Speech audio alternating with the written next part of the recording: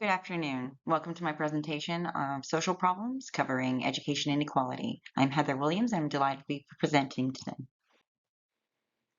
There are many ways in which the modern education system still exists within a governmental and economic system which perpetuates the inequalities in education outcomes. Underneath the systemic inequalities inherent in the education sector, there are social, economic, and technological problems at work which continue to undermine our attempts to deliver an equitable education and prepare young people for work and higher education. During this presentation, we will cover the cycle of disparity, the measurements of student outcomes, the culture that influences them, education technology within the classroom, what disaster capitalism is, and the three-step process of how it is undermining our education system. Finally, we will have conclusions of how to reverse or stop these trends. So education can be measured in a variety of ways. Literacy scores, graduation rates, standardized test scores, or even attendance rates can be used to measure student engagement. Different groups of students can be compared using different sampling methods with data gathered from schools. Finding disparities between groups of students informs education professionals of where students are in their learning, but also where disparities between those groups are. Why does this matter?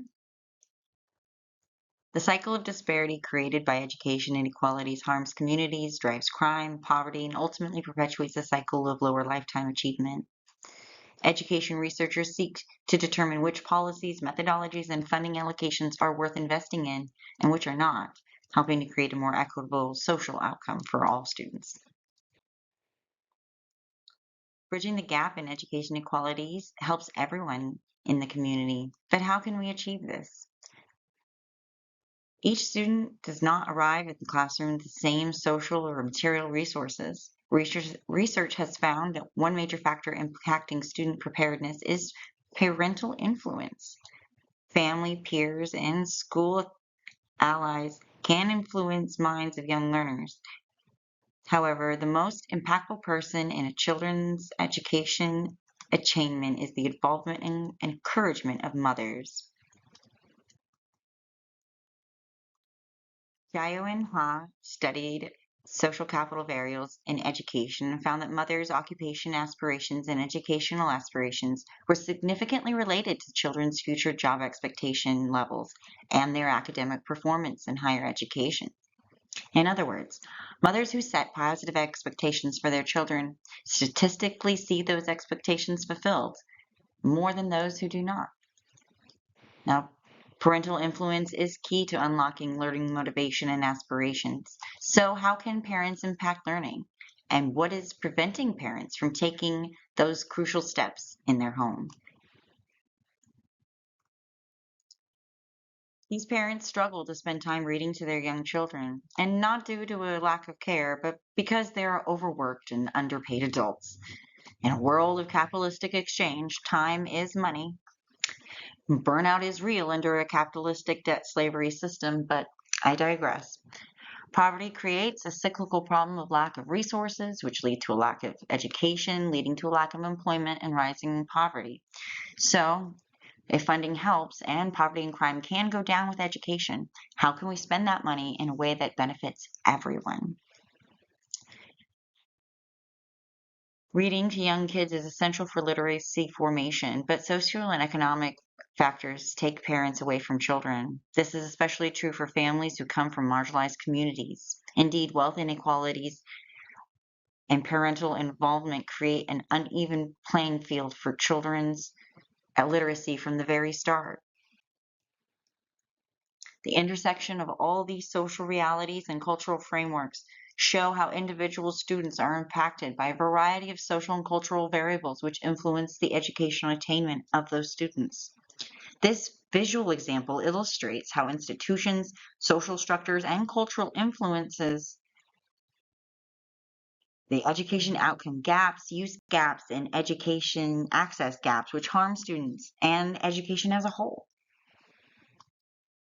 So, what is disaster capitalism? Miller and Liu demonstrated how digital inequality manifests and interacts with existing social and material inequalities, perpetuating the cycle of poverty and low attainment. Miller and Liu based their framework on Klein, who defined disaster capitalism as the instrumental use of a catastrophe to promote and empower a range of private neoliberal capitalist interests by channeling public funding, governance, and resources into private institutions. They note how the education system is creating a crisis in education that only it can solve and can only be addressed by attacking the school, family, and community relationships through privatization.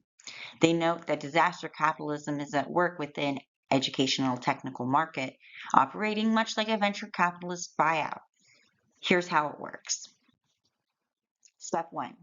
Reduce the trust in public education and lay the groundwork for privatization.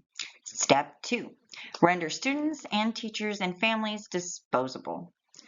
And then step 3 is to sell them private solutions as substitutes for neglected public resources, furthering profits from devastated communities while entrenching private control of public services. Essentially, Miller and Liu argued that public education is under threat by people who seek to make profits off of children in both the public and private education sectors.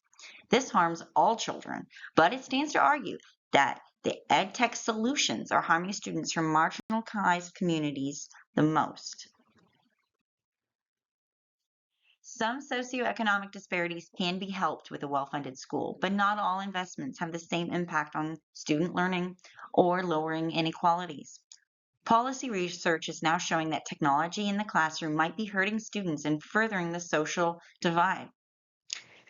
Richard Miller and Katrina Liu researched how computer learning and assessments impact student milestones. They found that education tech is often equated with education innovation and can be effectively transform learning and address individual learning needs and shrinking education equality. But in new data from the transition to remote learning, the new technology is just not measuring up. Miller and Liu found in their article, After the Virus, Disaster Capitalism, Digital Inequality, and Transformative Education for the Future of School, found that using technology and formative assessments widens disparities for urban students of color, perpetuating education equality.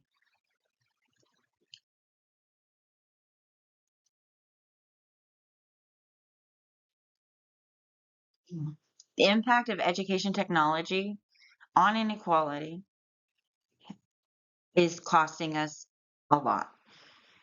Public schools are adopting education technology without sufficient evidence of its effectiveness. Technologies are not merely neutral tools. Instead, they are intrinsically linked to the social, cultural, economic, and political aspects of our society. To quote Swellen, are the computers actually helping? Reviewed literature indicates drill and practice uses of technology for improvement on standardized tests and take away time that could be used on higher level education activities.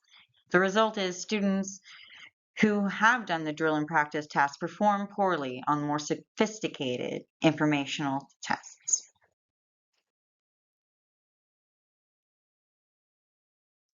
Call to action.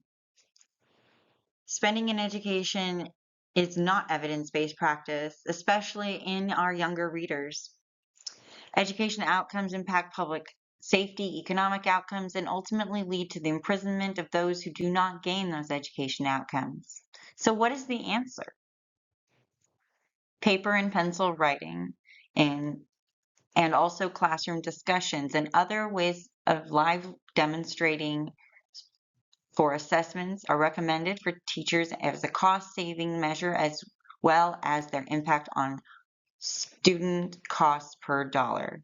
The largest cost is computer ed tech, and so by eliminating that and going back to paper and pencil, we can eliminate many disparities.